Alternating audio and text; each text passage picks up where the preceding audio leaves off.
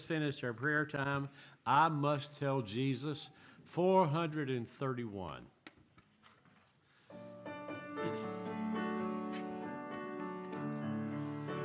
I must tell Jesus all of my trials. I cannot bear these burdens alone. In my distress, He kindly will help me. He ever loves and cares for His own. I must tell Jesus, I must tell Jesus, I cannot bear my burdens alone.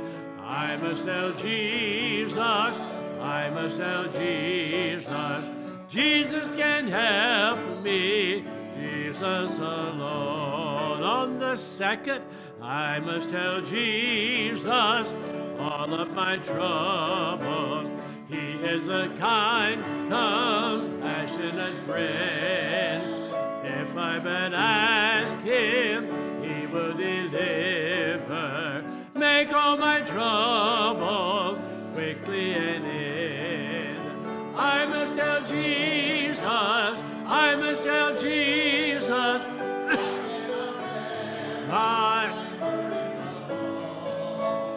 I must tell Jesus, I must tell Jesus, Jesus can help me, Jesus alone. And the last, oh, how the world to evil allures me. Oh, how my heart is tempted to sin. I must tell Jesus, and He will help me over the world the victory to win. I must tell Jesus, I cannot bear my burdens alone. I must tell Jesus, I must tell Jesus, Jesus can help me, Jesus alone. Before we're seated, let's remain standing. Let's sing that chorus again, a cappella, just the chorus. I must tell Jesus, I must tell Jesus, I cannot bear my burdens alone. I must tell Jesus, I must tell Jesus, Jesus can help me, Jesus alone. Great singing. You may be seated, Pastor. Amen. It's good to have the Stevens back, isn't it? They have been busy these last few weeks helping getting their daughter and son-in-law from over in Manhattan moved. And last night, that semi-truck rolled in, and it is loaded from front to back, floor to ceiling. And the gentleman, friend of the family, actually parked the semi-truck right in front of the church last night, slept at our house, and he took off early this morning on his way to Virginia. So pray for him, but that semi-truck is packed. And so they have been busy packing over the last few weeks, helping Rebecca and Stephen out, and pray for them in the move. And I know that they would appreciate your prayers. Also, in your singing, when we had our Deacon Connection group here, we were with the Wises, and Pastor Wass and Mrs. Wass came, and he just said, I miss singing with the people of faith. And so he was able to lead a song, and just tears in his eyes. He said, I miss singing with you guys. And so it was good to see them. Revelation chapter 17. If you'd go there with me, Revelation 17 this morning, or continue looking at these biblical prophecies that are coming true, really happening right before our eyes. And want to finish up. We started looking at Daniel, and Daniel chapter number 2, Daniel is given a vision that really was very prophetic for him of stuff that would happen. And we look back and see some of that has taken place. Some of it is still yet to happen. And so in Daniel chapter 2 we examined that figure of the man that God gave to Daniel, to the explanation, to Nebuchadnezzar. And the head of gold was the kingdom of Babylon. which thought was undefeatable, but that kingdom was torn down. And then the chest and the arms were that of silver. That was the Medes and the Persians. And then the belly and thighs of bronze. That was Greece. And then Rome. And then the feet of iron and clay, or that future global kingdom that is developing, and that revived Roman Empire. And we began looking at how really before our eyes that final pulling together of all that is really coming true before our eyes, and that transferring of world power. And so we see that happening, and that image that God gave to Nebuchadnezzar and to Daniel to interpret is also spoken of here in Revelation chapter number 17. And so I want to read beginning in verse number, let's begin in verse number 12. And so the 10 toes of that figure are also represented here by 10 horns. In verse 12, and the 10 horns which thou sawest are 10 kings, which have received no kingdom as yet, but receive power as kings 1 hour with the beast. And then verse 13 is key. They have one mind, and shall give their power and strength unto the beast. And that transferring of that power in this future kingdom is taking place before our eyes throughout Europe, throughout the Middle East. And we see that America is not specifically mentioned in Bible prophecy, and I believe we're seeing before our eyes why that is happening. But we looked at some practical examples of that last week. We see that there is this confederation that is beginning to develop. We can't totally predict how those lines will be drawn or what that will look like. But in some type of a multinational rule, they're going to come together. And perhaps they will be 10 European powers, or maybe they will be 10 global sections. But they are coming together. It may be in Europe. It may be in ancient Babylon. Some believe that it will be in the modern day Iraq right now. But it's interesting to note that when you look at the Roman Empire, the ancient Roman Empire, it was a very large area. So really it could happen in any of that area. It actually, some believe it went as far west as India. And so we're talking about a large area. So it could be global sections. It could be 10 powers or European powers. But notice here what happens, because this is key in verse number 13. They have one mind, which I think we're working towards that, and shall give their power and strength to the beast. So there's a confederation, but there will be one supreme world leader. The final days of this kingdom, this 10-leader confederation, will set the stage for a supreme world leader. The Bible refers to him as the Antichrist or the beast. And in Revelation chapter number 13, verse number 1 through 6, if you go back there, we're right here in Revelation. So look at this. And we see that this beast, and I stood, verse 1, upon the sand of the sea, saw a beast rise up out of the sea, having 7 heads and 10 horns. And upon his horns 10 crowns, and upon the heads the name of blasphemy. And it goes down really to verse number 10 to describe this supreme world leader, the Antichrist. This is a parallel passage to Daniel chapter number 7. And really what it describes is this transfer of world power. For years we wondered how this would take place. What is it going to look like? But I believe some things that are happening are looking towards that. They really want a supreme world leader. Years ago, it seemed inconceivable that would happen. But now as we see, especially over in Europe, in this area, that these folks are coming together, it really is starting to make sense how, if they do come together, this prophecy is really developed, and as economies begin crumbling, and now what happens is they desire to give their authority to someone who's going to bring it all back together. And so we see economically our country is in trouble. There are European nations, the economy is in trouble, and as that happens, the apparent solution to them is peace in some type of a global unity. If we all get together and we can share, and there is a world leader, consider this statement. It was made years ago by Paul Henry Spaak, the first president of the United Nations. He said this: "We do not need another committee. We have too many already.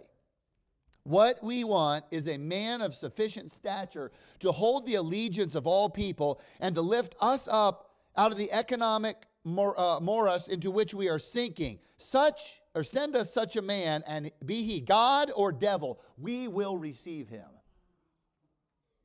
That's a sentiment of the world today. They're looking for someone that can help them out of the troubles that we're having. And there are those who would not desire this globalism, but can I say, much of the generation coming up is looking for that. They want that, a centralized leadership for the entire planet, really just someone that will lead. And as we near the days of this revived Roman Empire, listen, that desire is only going to begin to increase. They're going to want it more and more and more. And I personally believe that prophecy is developing even right here in our own country. And it's revealing that the Antichrist is, he may be alive right now. He very possibly could be. But we see this trend toward globalism, and we see it really developing. And how do we see that? Let's just look at our country. I see this. I believe this is happening all around the world, but there is a lessening of national pride. And one day there was this, we're Americans. And they're that generation that came through World War I and World War II. But here in the United States, we see a lack of national patriotism. It's amazing how this happens. Even in the sports world. Just a year or two ago, there's this, we're not even going to stand for the national anthem. We're not going to sing the national anthem. And largely that's because there is really a prevailing sense of a progressive globalism. They don't want there to really be pride. And so they don't want to represent what that anthem represents. And really it's that one nation under God. They hate that. They don't even want to say those words anymore. Our children are being taught that in school. They're being re-educated to identify themselves as global citizens. Do you know that's being taught in public schools today? We're global citizens. You're not to identify as a citizen of the United States. As a matter of fact, Fox News reported that children of some elementary schools in the United States are required to recite the following pledge. I pledge my support to planet Earth and to the tapestry of life and to the creation and perpetuation of a healthy, prosperous, and peaceful world. My planet in harmony with nature, interwoven with compassion and love for all. They can say that, but they can't say one nation under God. And it's amazing. It's happening. And a lot of that is thanks to the ACLU because they don't want children to pledge allegiance, one nation under God, but they can pledge to planet Earth. Isn't that amazing? You can say curse words about other gods, but not don't, or about Jesus, but don't say them about other gods. Don't criticize Muslim and Islam. But if you want to take God's name in vain in the classroom, that is okay. But there really has for years been a call for the lessening of national pride. It's not just something that's new today. It has progressively taken place. One early call was sounded by none other than Winston Churchill. That may surprise you. He was a courageous man. He gave of himself during World War II. But he suggested that European grouping might be a means to peace. And he said this, in 1946, following the devastation of Europe during the Second World War, Winston Churchill forcefully asserted that the tragedy of Europe could only be solved if the issues of ancient nationalism and sovereignty could give way to a sense of European national grouping. He said that the path to European peace and prosperity on the world stage was clear. And I quote, "We must build a United States of Europe." Coming together. These powers. So there is a lessening of national pride, and in turn there's an increasing of global government. The European Union that some believe will have a great force in this is made up of three bodies: the European Parliament, the Council of the European Union, and the European Commission, and they're deeply involved in Middle Eastern politics and things that are taking place. The European Union is wooing members into their assembly. And what's amazing, if you watch the news, one of them that they're wooing is the nation of Syria. A terroristic nation. And the Jerusalem Post reported on this that, Israel can't understand why they're doing this, but they're willing to allow anyone, and they just want there to be a sense of globalism. Time magazine reported President Barack Obama, when he was the sitting president, expressed his views on the need for a greater global unity in governments and his support for European leadership. He said at a town hall in Strasbourg, France, He stood before an audience of mostly French and German youth and admitted that the U.S. should have a greater respect for Europe. And here's his quote: "In America, there's a failure to appreciate Europe's leading role in the world," he said before offering other European critical views of his own country. They just, it's amazing how it's all coming together. You may have heard of the Lisbon Treaty that was signed. It was signed by all the member countries in the European Union. And according to Bible prophecy, we see a lot of this is coming together. What stands at the very center of all that's happening around? It's the nation of Israel. They're surrounded by all this. The geopolitical center of the world. We're going to look more at that next week. But this global power is going to rise from this Mediterranean, this European region, these powers, these 10 powers. And even today, we're seeing that view aligning and that final shifting that is coming together. One of the ways that's happening is a quest for global currency. They want a global currency. Most of us in this room have heard of the mark of the beast, as well as the number 666. You can read Revelation chapter 13 here and look at verse 16 through 18. But when you look at that, there is going to be this identification mark that is going to come so that people can buy and they can sell. But before a concept of that magnitude could be integrated, there first must be a worldwide centralized monetary system. And they are in right now. There's talks about how that's going to look and what that will look like. They're even testing that, going away from you hear the cashless society. Listen, that's part of it. That way they can have control of it. For several years, Iran itself refused to accept the U.S. dollar as payment for oil, requiring payment to be made in the euro or other non-American currencies. They did not want our currency, partly because it's not worth much. But you know, they just didn't want much of that. Because, why? Because there is a present push for this international currency. There are folks involved in the U.S. Treasury that have pushed for this. And so the stage is really being set for this grand finale of world history. And that is the return of Jesus Christ. Prophetically, that's the next thing. The rapture of the church. But the second coming that the Bible speaks of, that all this is coming together for, Daniel 2 described that. The end of all these world empires. And we see Daniel prophesied these, and no one thought the Roman Empire could be conquered, and it was. Nobody thought the Medes and the Persians could be conquered, and they were, and the Greeks, and they were. And so for years we've looked at the United States as this great dominant military power across the world, and we would have thought, how in the world could we ever be defeated? Does anyone question that now? I mean, I think if nations came up and came against the United States, we'd be in trouble. It'd only be the grace of God if we survived that. And yet that is what is taking place. Daniel predicted that. And what's amazing is that is coming true before our eyes. And so we look at prophecy and we think, when is this going to happen? And how is this going to happen? And we don't know exactly how everything will take place. But know this, it will take place. Some suggest that this prophecy that Daniel made back in Daniel chapter number 2 will begin to take place, you know, when ancient Rome fell, and then they're going to be revived. Another indicator of this 10-power kingdom, it said here that the 10-toe stage is simultaneous with the kingdoms that existed side by side. They were destroyed by one sudden catastrophic blow.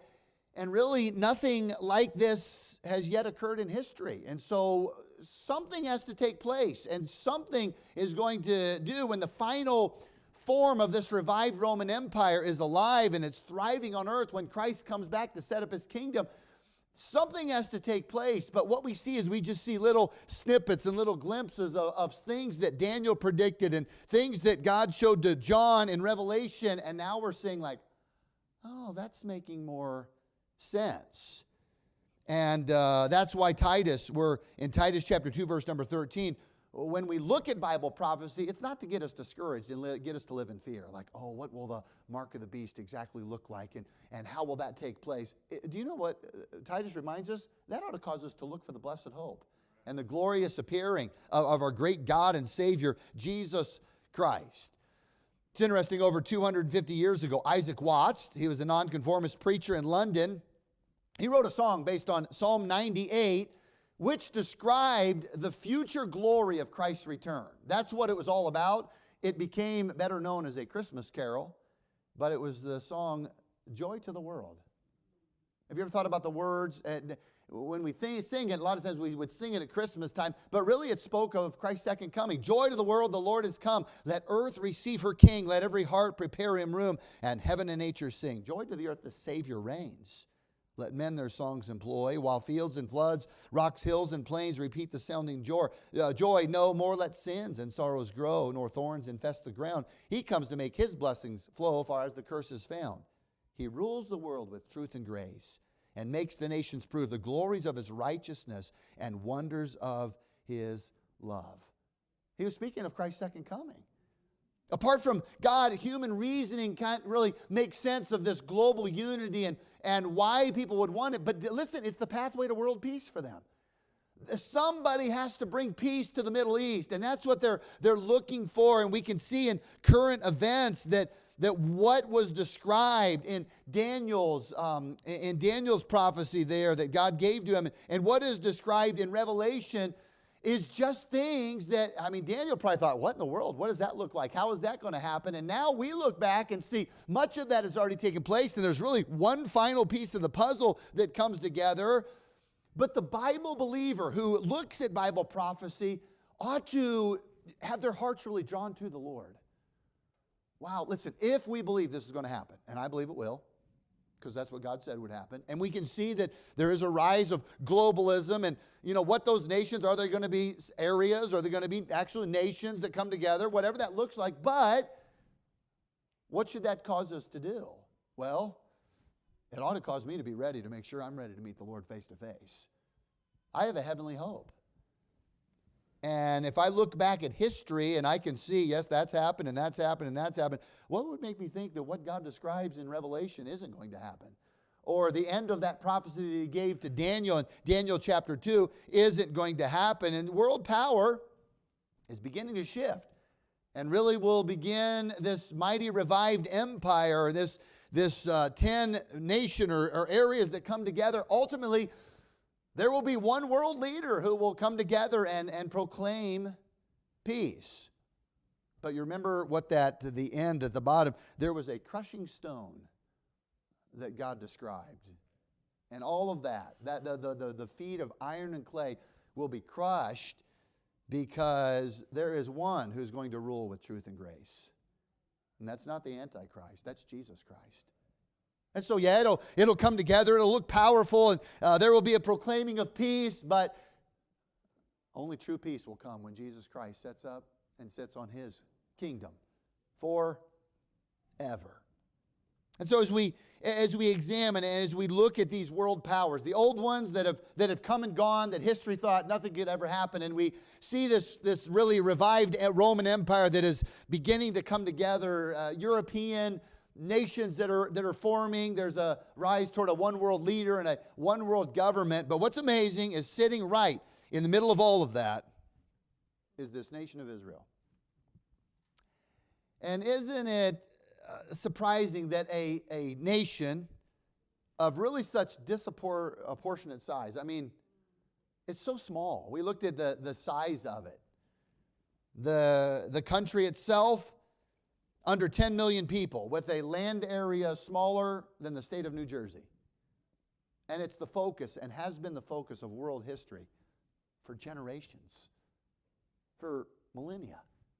It's amazing. And that's not coincidence. Listen, it's not coincidence that Israel has been the focal point of history. That's not just happenstance. There's a reason for that. And so I wanted to look at just briefly the bird's eye view of these old nations. They were much bigger than Israel was. Look at the Roman Empire and the Greeks under Alexander the Great. And you look at all of throughout history, they looked like nothing could happen to them and they were destroyed. And here's the nation of Israel, and it's like, why hasn't it been blown off the map? Why is it still standing? Why is that little nation there sitting in the midst of all of this? Why is it, and why has it been the focal point? Well, listen, here's why. Because Israel is a critical component in God's plan. It has been. And it is a key piece in the prophetic puzzle. In many ways, the things happening in Israel and the things that have happened in Israel going back to 1948 and before that, the key things really point to what we look forward to. And so that's why it's important. Keep your eyes on what's happening over there. Keep in tune with things that we hear in the news. One of the most significant things would have taken place back in 1948 when God allowed the Jews to return to Palestine. And from that point, see, what happened was people who would study prophecy would look and like, how's this going to happen? Israel's so small. I mean, how is God going to do this? Is this really going to take place? And yet, here we are, and now we look back and we see that happening. And now what's captivating is all that God has done, even since 1948, and just things that have happened and things that are happening today. Only hours after the rebirth of Israel back in 1948, she was attacked almost immediately by 5 Arab nations. Can I say that those that living in that, they know, many of them know what this book says. They don't want to believe it, but they know what this book says. And now we hear news of things happening in the Middle East almost on a daily basis. If you turn on any of them, Fox News, CNN, I mean, I think they're all corrupt. But if you turn them on and you watch them, you're going to hear something. You watch in just a news cycle, you will hear something about the Middle East. And you will hear something about Israel. There's 2 terms that perhaps you've heard, and you say, why is they always talk about this? And that is this, the West Bank. You always hear a lot of talk about the West Bank and the Palestinian state. Those 2 things you will hear over and over in the news. And so if you hear that, you need, some of you have been over there, so you know this, or you've looked at the map. But if you say, why do they always talk about that? There's some reasons. The West Bank is a region along the western bank of the Jordan River. It's home to some wonderfully historic places that you've read about.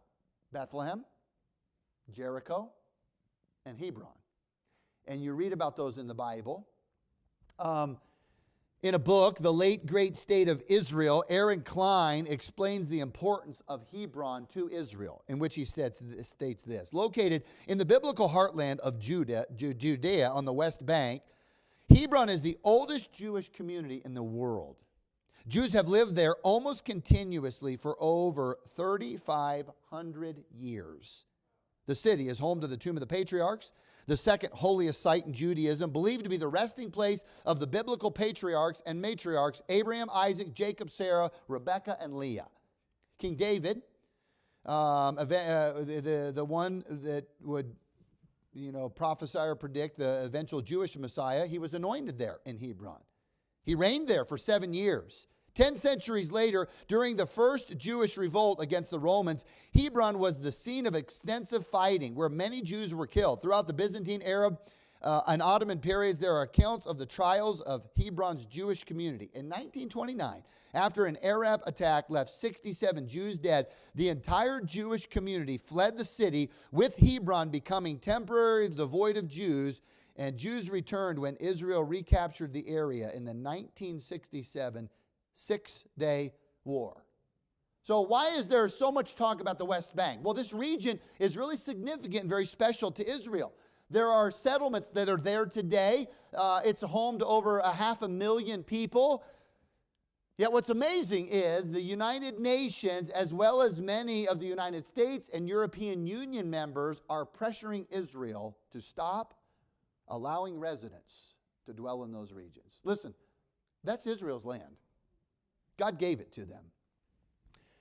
In a Time magazine article, one reporter reported the Obama administration says negotiations between the Palestinians and the Israelis can only proceed if Israel agrees to stop settling occupied land. The settlements have to be stopped in order for us to move forward, said Barack Obama when he met with then Netanyahu. So what they want is they want Israel to get out and the Palestinians to own that area. Well, listen, that's not their land. That's Israel's land. And I don't care what President Obama, President Biden, or whoever with the United Nations says, I'm going to go with what God says. And God said that was their land. And yet there is increasing support for this. Oh, that there would be so much peace if this would happen. The United States for years has been one of the closest allies to Israel in the Middle East. And yet we're even seeing that begin to wane. Support for Israel has really, in even our country, been a bipartisan effort. There's been Republicans and Democrats that have been in favor of that. But that support has eroded greatly in recent years. This was said by a member of the U.S. Congress, New York Representative Alexandria Cortez, and several other top Democratic leaders sent to a letter in the Secretary of State, Mike Pompeo. And it is amazing. She says this: should the Israeli government continue down this path, we will work to ensure non-recognition of annexed territories, as well as pursue legislation that conditions the $3.8 billion in U.S. military funding to Israel to ensure that U.S. taxpayers are not supporting annexation in any way. We will include human rights conditions and the withholding of funds for the offshore procurement of Israeli weapons equal to or exceeding the amount the Israeli government spends annually to fund settlements, as well as the policies and practices that sustain and enable them. The document later states that it has the support of a series of anti-Israeli groups, including the leaders of the boycott, divestment, and sanctions movement against Israel. One backer, American Muslims for Palestine, is a nonprofit that explicitly calls for boycotting Israel until it complies with what the group calls its human rights obligations. And that's this: the Israelis get out, the Palestinians move in. And isn't it amazing we have U.S. congressmen and women that would be in favor of that? It's eroding. And there are some, even Christians, that are encouraging Israel to stop settling in the West Bank, stop being a part of that. But what we have to look at is what God says. That's what's important. So you hear that term, the West Bank. Well, then you also hear about the Palestinian state. That's probably the second most employed term in the significance of Israel. And what this debate that goes before, you hear it in the media, it centers around the Arab world's demand for an Israeli recognition of the Palestinian state. We want Israel to recognize that this is a Palestinian state. And Israel has been pressured for years to enter into such an agreement.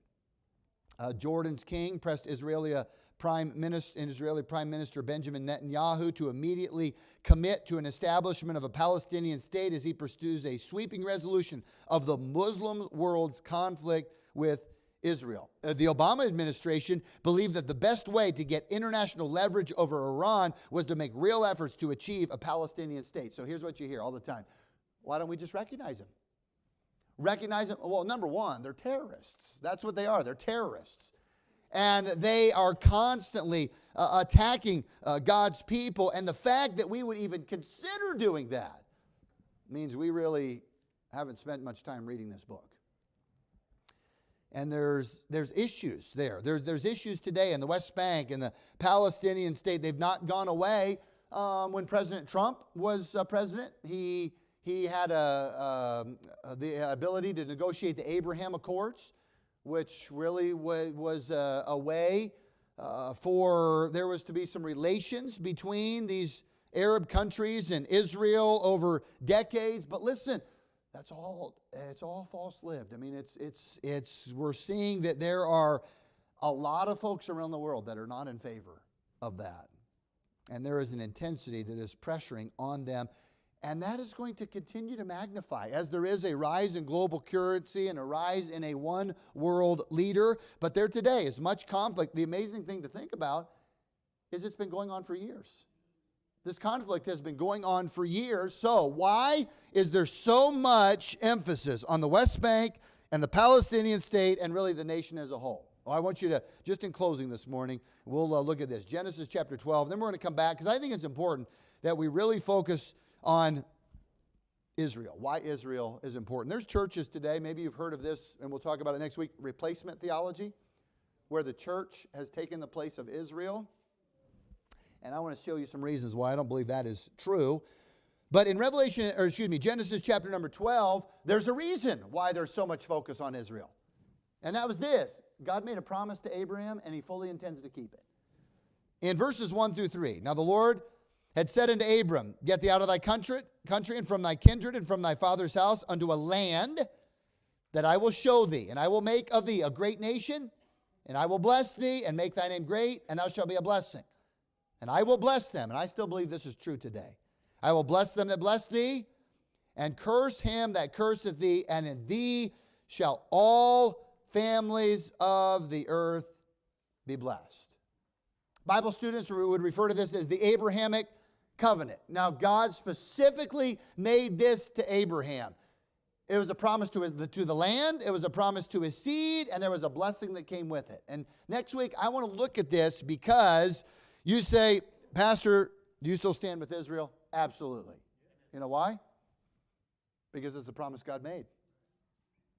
And I'm going to side with God in this. I don't care what, if every member of Congress voted and said, we think that the Palestinian state should be recognized and the Israel should move out of the West Bank, and they asked for my opinion, I would tell them they're a bunch of fools. As soon as you go down that road, you're not going to be on God's side. And if you don't stand with Israel, we're in trouble. That's God's chosen people. And I want to look, it's not because of what Israel did. As a matter of fact, they committed spiritual adultery against God. It wasn't even about what Abraham did. Because Abraham, this promise was actually restated to Abraham after he had committed really adultery with Hagar. The point wasn't, it wasn't about Abraham, and it's not even all about Israel, it's all about God. And I want to look at that because I think today the trends in this globalization and this world currency and this rise against Israel, we better make sure we know what side we're on. And there is a focus, there always has been, and there still continue to will be until Jesus Christ comes to set up his rightful kingdom. This kingdom that will have no end. And Israel plays a big part in that. So Father, I pray that you'd help us to see things that are being said today in the news are things that you predicted and you prophesied because you know the end from the beginning. And I'm sure Daniel maybe he had questions about some things that he saw and didn't understand it all, and yet he prophesied what you told him to do. And we look back and maybe we wondered how America really didn't have a place in Bible prophecy, but that's becoming more evident. And in this rise of this one world government that maybe we wondered what will that look like, and we still don't know everything, but it's just making more sense now. And things that have even happened in our country within the past few years of how everyone could really just buy into this. And here we are, and we've seen it happen. And so I pray that you would help us to be wise. Help us to be wise when it comes to prophecy. Not to make us fearful, but really to get us excited to look for that blessed hope and the glorious appearing of Jesus Christ. You are coming back. And if these events point to the second coming of Christ, how much closer we are to the rapture of the church. It could be today. And I pray that we'd be ready. We've been encouraged to go out and fish for men. The reason is we don't know how much time we have left. And so help us to be faithful to do that. Help us to be faithful to obey what your word says and to be obedient to it, not to go about living our lives the way we want, because ultimately we'll stand before you face to face and find out you do what you say, you mean what you say, and you keep what you promise. And I'm thankful you've kept your promise to Abraham and your promise to the nation of Israel. And I pray even today for those that have not recognized you as the Messiah. Oh, I pray that they would see that you are the Messiah and they would come to saving faith in you before it's eternally too late. Thank you for the many chances that you've given to them and to us, the Jews and the Gentiles, that you have come to seek and to save the lost. We love you in Jesus' name. Amen. God bless you. You're